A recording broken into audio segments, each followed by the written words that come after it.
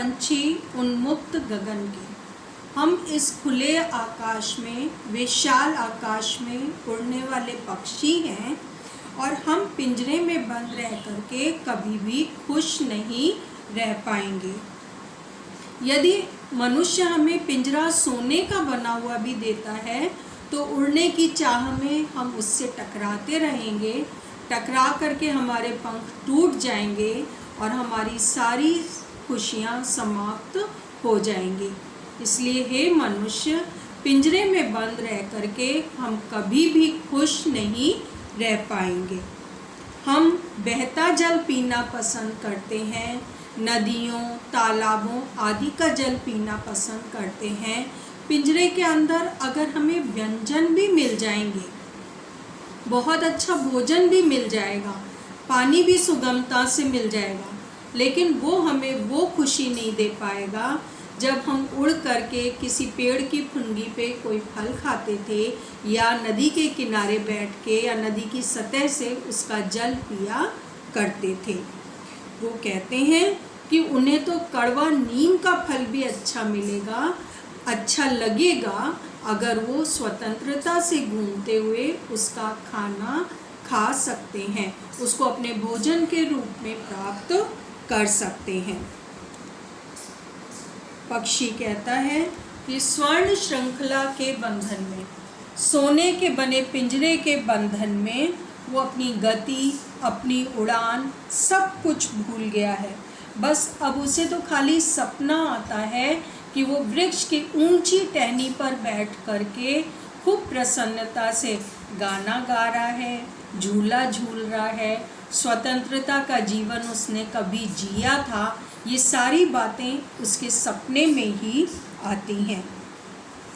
जबकि उसका अरमान था, उसकी इच्छा थी, अभिलाषा थी कि वो खुले आकाश में उड़ता और उड़ते उड़ते बहुत दूर तक, अनंत दूरी तक चला जाता और वहाँ पे अनार के दाने की तरीके से जो तारे होते उनको चुन लेता।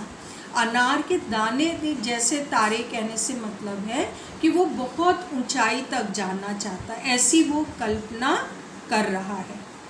वो कहता है कि इस सीमाहीन क्षितिज से उसके पंखों की प्रतियोगिता होती। वो देखता कि उसके पंखों में कितना संबल है, कितना सामर्थ्य है, वो कितनी दूर तक जा सकता है।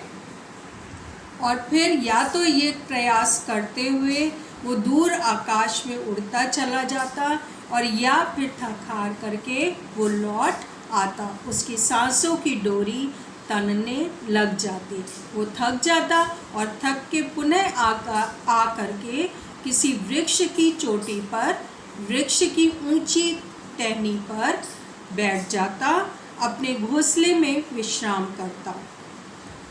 अंत में पक्षी कहता है कि चाहे मुझे घोंसला मत दो, चाहे पेड़ पर रहने भी मत दो, चाहे मेरा हर सहारा छीन लो, लेकिन ईश्वर ने एक अनुपम वरदान रूपी जो पंख मुझे दिए हैं, उन पंखों को प्रयोग करने से मुझे मत रोको, अर्थात मुझे उड़ने से कभी भी रोको मत। इस प्रकार पूरी कविता में कहा क्या गया है कि जो पक्षी है वो सिर्फ स्वतंत्रता चाहता है, पिंजरे में बंद रह करके उसको बिल्कुल भी अच्छा नहीं लगता है।